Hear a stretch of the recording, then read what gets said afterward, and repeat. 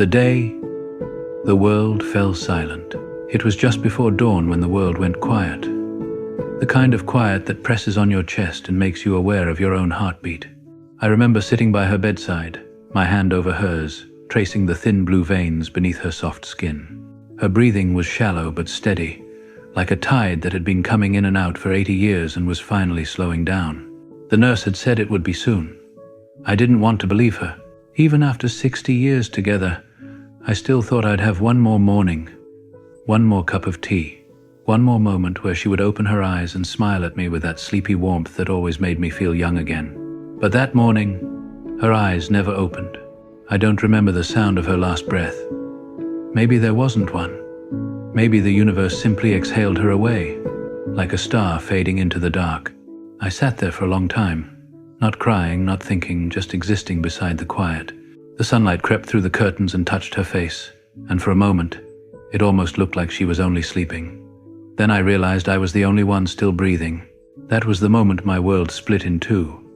The life I had with her, and the life I had left.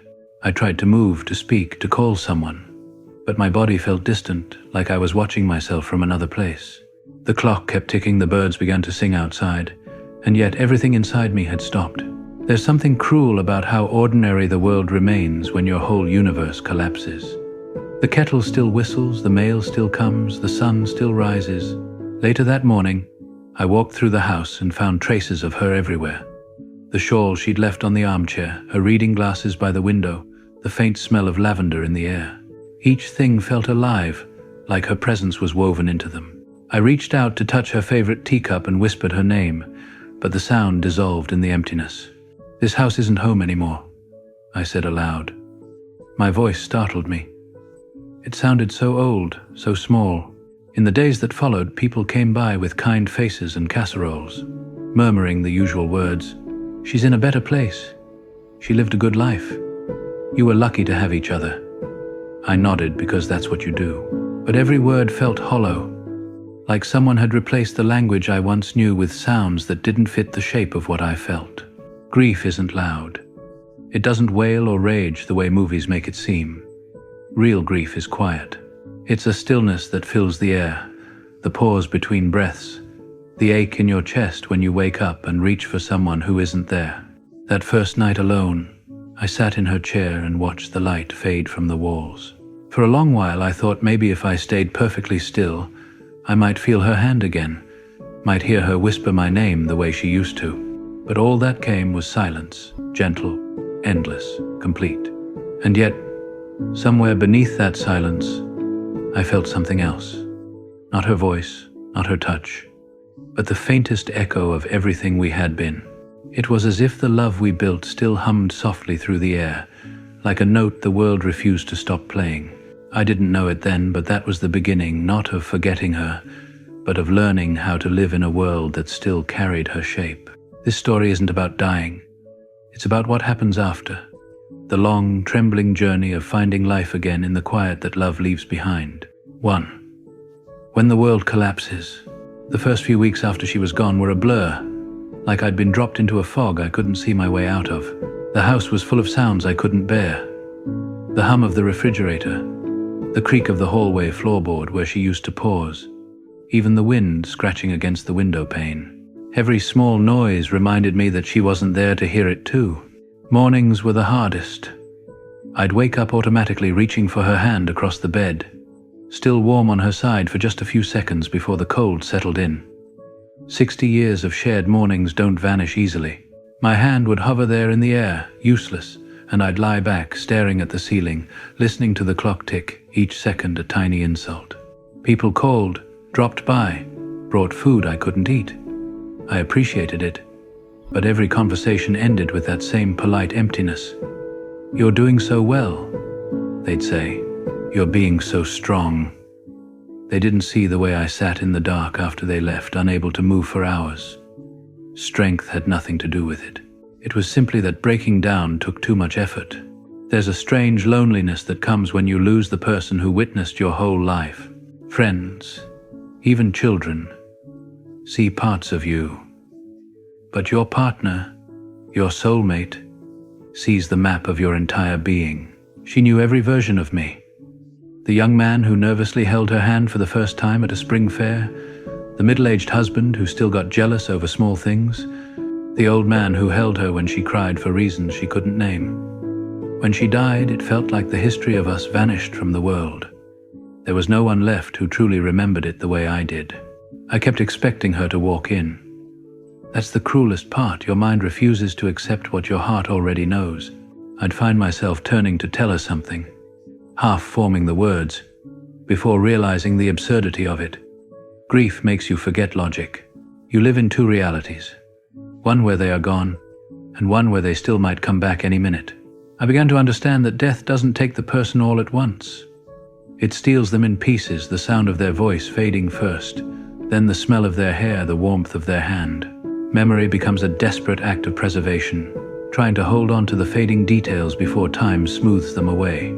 I remember standing in front of the mirror one morning, trying to straighten my collar. I caught my reflection and didn't recognize the man staring back. My face had lines I didn't remember earning. My eyes looked older, lonelier. I realized that part of me had died with her, not in a poetic way, but literally. The rhythm of my body felt off, as if my heartbeat had been tuned to hers all those years, and now it didn't know what tempo to follow. What no one tells you is that grief is not sadness. It's confusion. It's standing in the kitchen not knowing why you opened the fridge. It's walking into a room and forgetting what you came for. It's realizing that you've been holding your breath for minutes without noticing. It's the body's rebellion against the truth it refuses to accept. I tried distracting myself. Television, books, short walks. But everything felt meaningless.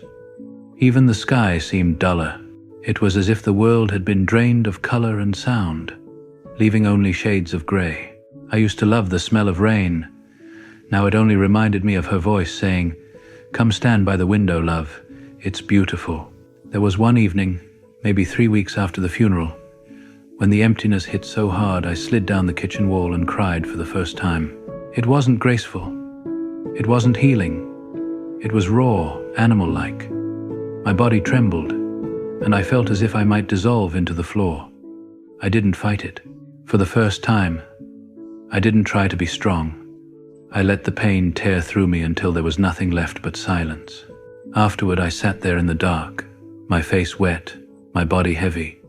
But something had changed, subtle, almost imperceptible.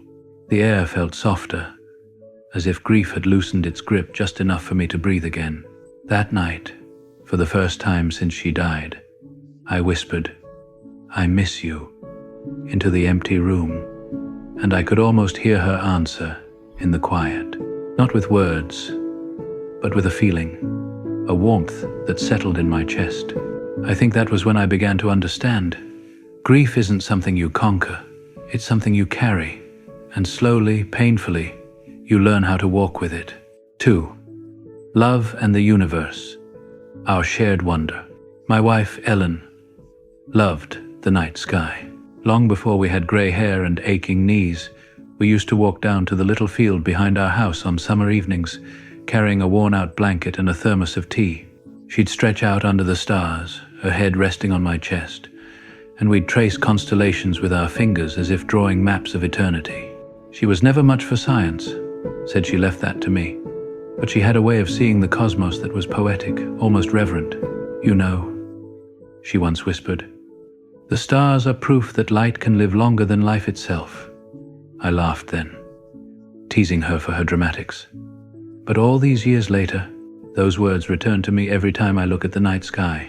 After she passed, I found myself going back to that field, the same one where we had once kissed under a Perseid meteor shower, where she had once fallen asleep with her hand in mine as crickets sang. I stood there alone one night, the stars shimmering in their cold indifference, and I felt the strangest mix of grief and awe. The universe hadn't changed. It was I who had.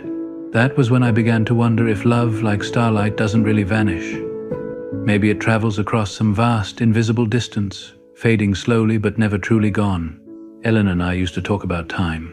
She loved when I tried to explain Einstein's idea that the past, present, and future exist all at once, like a landscape. We'd sit on the porch, wrapped in an old quilt, And I'd tell her that, according to physics, every moment that ever existed is still out there, somewhere. She'd smile and say, "Then somewhere out there you and I are still young, still falling in love." And now, I cling to that thought like a prayer. Sometimes when the nights grow unbearably quiet, I imagine time as a great canvas stretching across the cosmos. Every joy, every sorrow, every touch we shared is still painted there, still part of the masterpiece. In some corner of that timeless expanse, we are lying together on our blanket, watching the meteors streak past, her laughter floating up to the stars. There's a strange comfort in believing that. I'm not a religious man, but I've spent my life believing that the universe is bigger and more mysterious than we can ever comprehend. If time itself refuses to die, then perhaps love, our truest energy, doesn't die either. I remember once, when Ellen was already sick, she said something that's been echoing in my head ever since. She was sitting by the window, a scarf around her head, watching the sunset. "Do you think," she asked softly, "that when we die, the universe misses us?" I didn't know how to answer then, but I think about it often. Maybe the universe doesn't miss us in the way humans do. Maybe it simply continues to hold our energy, the warmth of our laughter, the vibration of our voices, the echo of our touch. Maybe love is not something the world loses, but something it absorbs. I began reading again, after she was gone, old books on cosmology and time, Einstein's letters, anything that helped me think beyond the smallness of my grief. I found one letter Einstein wrote to a friend's widow.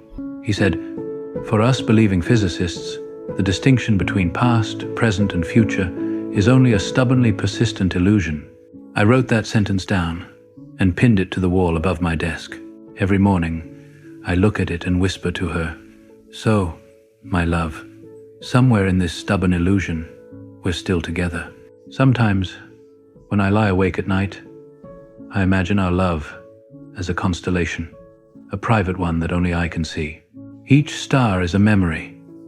The first time she said she loved me, the time she burned the roast and we laughed for hours, the day she held our newborn son and cried without words.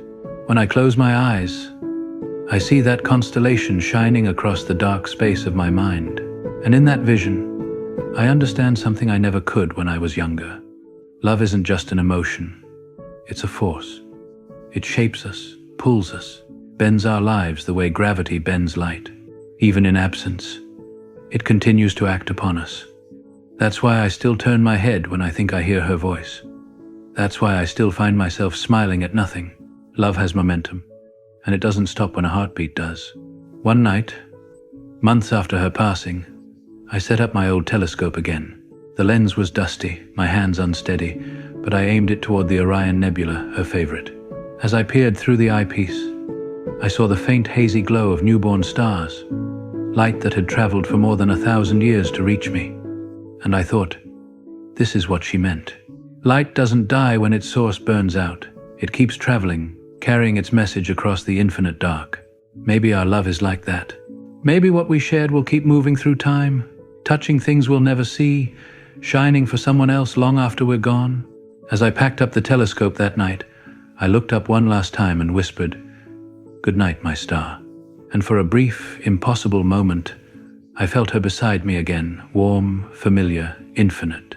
I don't know if the universe misses us, but I do know this.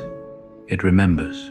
Somewhere in its vastness, in the folds of time and light, Ellen and I are still there, holding hands under the stars, laughing softly into eternity. 3. The dark cave. Facing the full weight of grief. There's a point in grief when the numbness fades and the real pain begins. It doesn't arrive all at once. It seeps in quietly, like water through the cracks of an old wall. At first I thought I was healing because I could get out of bed, make tea, even water the garden. But then came the mornings when the smallest things broke me open again. The sight of her handwriting on an old grocery list. The sound of a song she loved coming from a neighbor's radio. I started avoiding the world. The house became my cave. Curtains drawn, phone off, meals forgotten. I told myself I needed time. But what I really needed was courage. To face the fact that she was gone and I was still here. There's something almost shameful about surviving the one you loved most. You wake up and breathe. and it feels like a betrayal. One afternoon, I tried to sit in her favorite chair by the window. I thought it might bring me comfort, but as I lowered myself into it, I felt her absence like a physical blow. The cushion still held the faint shape of her body. The light fell across the floor just as it used to when she sat there reading. I lasted maybe a minute before I broke down completely, sobbing into my hands. I hadn't cried that hard since the day of the funeral. People often say, time heals all wounds. It doesn't. Time only teaches you how to carry them. I began to understand that grief doesn't disappear. It changes shape. It becomes something you live alongside, like an old scar that aches when the weather turns cold. For a while I was angry, though I didn't know at whom. At her, for leaving me. At God, though I never believed in him much. At myself, for all the small things I could have done better. I replayed arguments from decades ago, moments I'd forgotten until grief sharpened them. It's strange how loss makes memory cruel. You remember the things you wish you didn't, and question whether you ever deserved the love you were given. There were days when I didn't recognize the man I'd become. I was quieter, yes, but also brittle. I snapped at friends, ignored phone calls, refused help. I thought strength meant isolation, that to grieve properly, I had to do it alone. It took me months to realize that solitude had become a kind of self-punishment. One evening, my daughter came by unannounced. She found me sitting in the dark, staring at nothing. She didn't speak right away. She just sat beside me. After a long silence, she said softly, "Dad, you don't have to be brave all the time." And that broke something loose inside me.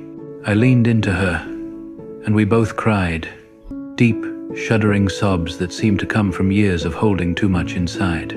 That night, I realized grief was not a test of endurance. It was a surrender. The only way through the dark was to stop fighting it, to let the pain exist, to stop treating it like an enemy. So, I began to sit with it. Literally. I'd light a candle, open the curtains, and just sit there, breathing. Some days the silence felt unbearable. Other days, it was oddly peaceful. I began to sense that within the darkness, there was something sacred, a space where love and loss lived side by side. It wasn't about moving on. That phrase always felt wrong. You don't move on from the love of your life. You move forward with them. Their presence shifts from beside you to within you. The grief becomes a kind of compass, always pointing back to what mattered most. Slowly, I began to see that being broken wasn't the end of me. It was the beginning of a new kind of honesty. I could no longer pretend that life was tidy or controllable. I could only be present with the pain, the memories, and the small, stubborn flickers of gratitude that still survived inside me. In the darkest moments, when I felt most lost, I'd close my eyes and imagine her voice, steady and kind. Breathe. Love. Just breathe. And so I did. The four. Rebuilding from the ashes. The golden cracks of memory. Grief, I discovered, doesn't end, it changes texture. The sharpness dulls, the chaos quiets, and what's left is a kind of heavy tenderness. I began to realize that if I was going to survive, I had to stop waiting to feel like myself again. The man I had been with Ellen was gone.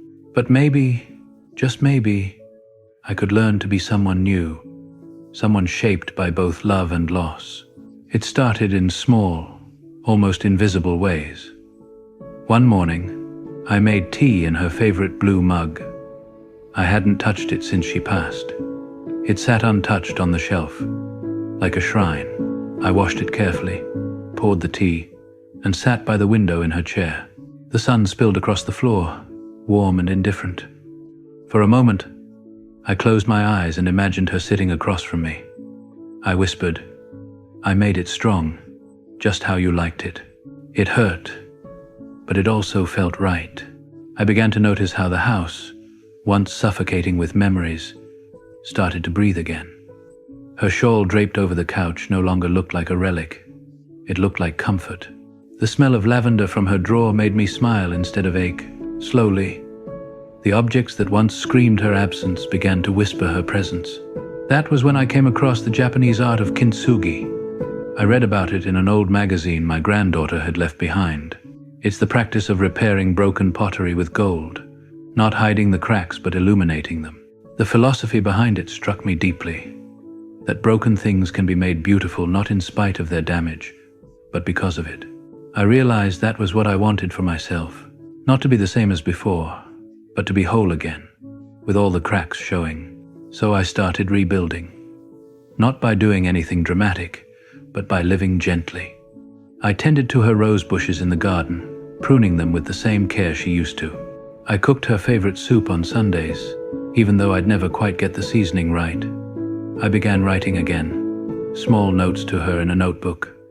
Memories, thoughts, apologies, thank yous. It wasn't journaling. It was conversation, a continuation of something sacred. Some days, I read poetry, Rilke, Mary Oliver, Wendell Berry. They reminded me that life continues to unfold even when we don't understand it. On other days, I just sat in silence, listening to the hum of the world. There's a kind of quiet wisdom that comes when you've lost someone. You start noticing how alive everything else still is. Once, while walking by the lake, I saw a pair of swans gliding together, their reflections merging into one. When one drifted a little ahead, the other followed without hurry. Watching them, I smiled through tears. I realized that love doesn't vanish. It just changes form. The connection remains invisible but unbroken. Friends began to visit more often. I had avoided company for so long that I'd forgotten how healing simple companionship could be. We'd sit on the porch and talk about nothing in particular, the weather, the neighborhood, old memories. Sometimes, I even laughed. The first time I laughed after Ellen's death, it startled me. It felt almost disloyal, but the sound, thin and trembling, brought warmth back into the air. Maybe healing starts with a single laugh that you don't mean to make. There were still bad days, birthdays, anniversaries, the day I found her scarf in a forgotten drawer. But I learned not to fear those days. They were reminders that my heart was still working, still capable of feeling deeply. I stopped trying to erase the pain. Instead, I let it live alongside the gratitude. Over time, grief stopped being a wound and became a seam. Something visible, tender, but strong. I understood that I wasn't meant to get over Ellen. I was meant to carry her forward, to build a life that honored her in every small, ordinary moment. Sometimes, I talk to her picture in the hallway. I tell her about the weather, about the children, about how stubborn the garden weeds are this year. I tell her I'm okay, not always, but most days. And though the photograph doesn't answer, I swear there's a quiet warmth that fills the room afterward. I've started seeing beauty again. The soft glow of the afternoon sun on the curtains, the smell of bread baking down the street, the laughter of children playing outside. It's as if the world waited patiently for me to open my eyes again. And now, when I look at the cracks in my life, I no longer see only what's broken. I see the gold, the glimmers of love, memory and endurance that fill the spaces lost left behind. My heart didn't heal the way it was before. It healed larger. It holds her still. It holds everything. 5. Faith, curiosity, and the living universe. It was curiosity, not courage, that finally pulled me out of the darkest part of grief. I didn't wake up one morning filled with strength or determination. I simply looked out the window one night and wondered, what was happening beyond the clouds? Were the same stars we used to watch still burning, still sending their light across the vast emptiness? I found my old telescope in the attic, covered in dust and cobwebs. It hadn't been touched in years. Ellen and I used to set it up on cool evenings, bundled in sweaters, a flask of cocoa between us. She never cared much for constellations or coordinates. She just loved the idea that we were looking at ancient light, messages sent long before we were born. That night, I cleaned the lens, dragged a chair into the yard, and aimed the telescope toward the familiar scatter of stars. My hands trembled a bit as I adjusted the focus. When the nebula came into view, glowing faintly like a breath caught in the dark, I felt a flicker of something I hadn't felt in months. Wonder. It was a small thing, but it was alive. I realized then how grief had narrowed my world. It had made me forget how vast everything truly was. I'd been staring so long at the space where Ellen used to be that I'd forgotten there were galaxies beyond my sorrow. The stars reminded me that the universe doesn't stop expanding because one heart breaks. It goes on, indifferent yet full of beauty. That realization didn't erase my pain, but it gave it context. We are small, yes, heartbreakingly small, but we are also part of something immeasurable. And that means that love, too, might be larger than we understand. When Ellen was alive, she used to tease me about my fascination with space. "You think the stars hold all the answers," she'd say, smiling. And I'd answer, "Maybe they do, we just don't know how to listen yet." Now, I think she was right in her own way. The stars don't give us answers, but they give us perspective. I began reading again, books on astronomy, philosophy, even theology. I wasn't looking for proof of an afterlife. I was looking for meaning. I found comfort in the words of scientists who saw beauty in mystery. One passage struck me deeply. "We are stardust that has learned to look back at itself." Ellen loved that phrase. She used to say it meant that the universe is self-aware through us, that in our grief, our love, our curiosity, we are the cosmos experiencing its own heart. Sometimes, when I looked up through the telescope, I imagined that the light from a distant star might have touched her once, her cheek, her hair, and that same light was now reaching me. Maybe, I thought, the universe has its own way of keeping us connected. I don't know if that's faith or imagination, but it was enough to keep me going. A few months later, I decided to join the local astronomy club again. I hadn't attended in years. The first night, I sat among strangers, listening to them debate meteor showers and lens filters. I didn't say much, but I felt a quiet joy just being there, being part of something again. When I mentioned Ellen's name, a few people nodded gently. They understood loss too. Everyone does. Eventually, one of them, a young woman who reminded me of my granddaughter, said something that stayed with me. "We don't look at the stars because we expect answers," she said. "We look because it reminds us that we're still capable of wonder." That night, driving home under a silver moon, I realized how true that was. Grief had made me forget wonder, but wonder is what brings us back to life. It's the bridge between pain and purpose. Over time, I started finding wonder in smaller things too. The way sunlight filtered through the kitchen curtains, the rhythm of rain on the roof, the quiet dignity of the trees in winter. Ellen used to notice those things. She'd stop to watch ants carrying crumbs, or how the wind bent the grass. "Everything's a miracle if you look close enough," she'd say. She was right, of course. She usually was. I began to think of faith not as belief in something unseen, but as trust in the mystery itself. Maybe there's no grand plan, no divine reason why she's gone, but there's a rhythm to life that continues, a pulse that connects everything. The same particles that made her body once belonged to stars, and someday they'll belong to stars again. That thought fills me not with sadness, but peace. One night, after months of these quiet rituals, I sat outside wrapped in a blanket, staring at the dark. The stars were faint that evening, half hidden by clouds. But I didn't mind. I realized I didn't need to see them to know they were there. Their light was still traveling toward me, invisible but faithful. Maybe that's what love is too. It doesn't vanish when we can't feel it.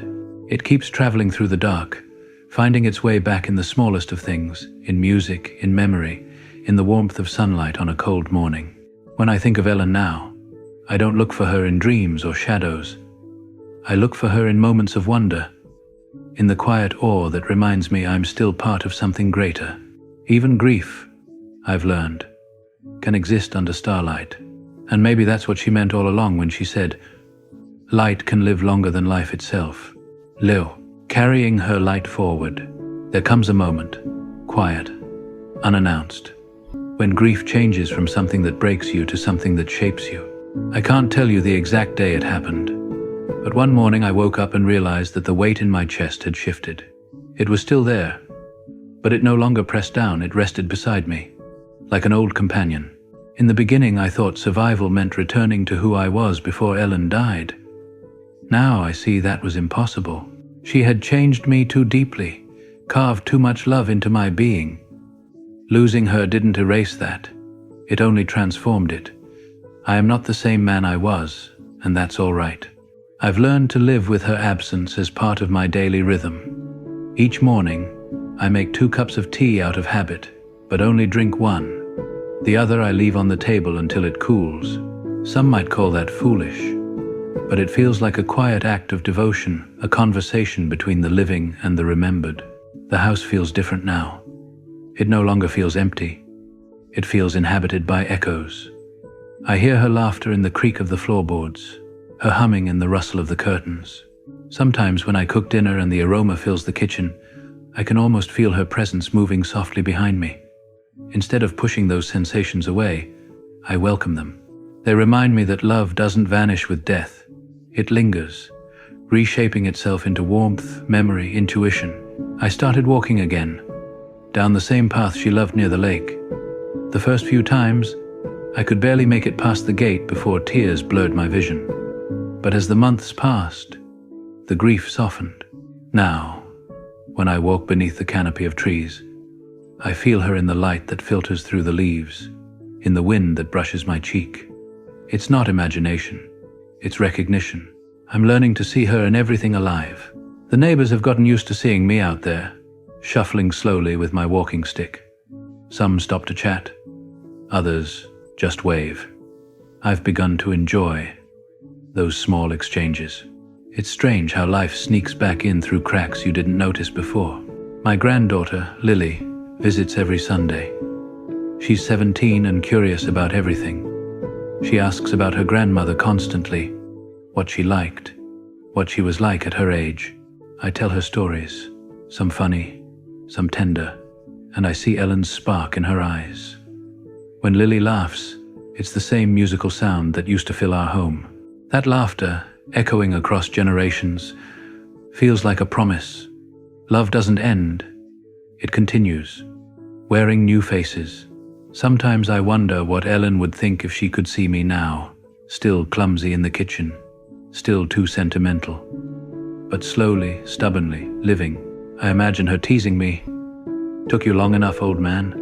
And I'd tell her that I never stopped missing her, not for a single day, but I finally learned how to carry her with me instead of chasing what was lost. That's what healing turned out to be. Not forgetting, not moving on, but integrating. I used to think grief would shrink over time, that it would fade into the background. It hasn't, but my life has grown around it. The sadness is still there, but there's room now for laughter, for curiosity, for quiet joy. The other night, I sat on the porch watching the fireflies rise from the grass, blinking their tiny lanterns into the dusk. For the first time in years, I caught myself smiling without guilt. I thought of Ellen's face illuminated by those same lights long ago, and I whispered, "You'd love this." And in that moment I felt whole. Not because the pain was gone, but because it had become part of who I am. I carry her light in everything I do, in the patience I show, in the kindness I try to offer, in the wonder I refuse to lose. She is not behind me. She is within me, the invisible rhythm to which my heart still beats. Love doesn't end with the final breath. It settles into the quiet spaces, shaping the person left behind into something softer, deeper, more human. And that, I think, is the true gift of having loved so deeply. Even in absence, love continues to teach you how to live. It's been almost 3 years since Ellen passed, and the house no longer feels haunted by her absence. It feels alive with her memory. The walls, the garden, the light through the window, all of it has become a language I've learned to read again. Her handwriting still marks the margins of old cookbooks. Her perfume lingers faintly in the wardrobe.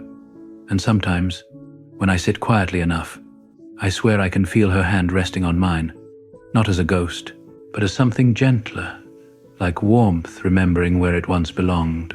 I no longer wait for the grief to end. I've stopped asking when I'll be healed, because the answer is never, and that's all right. Healing isn't erasing what hurts, it's learning to live with the beauty of what remains. The pain is simply the echo of love that refuses to fade.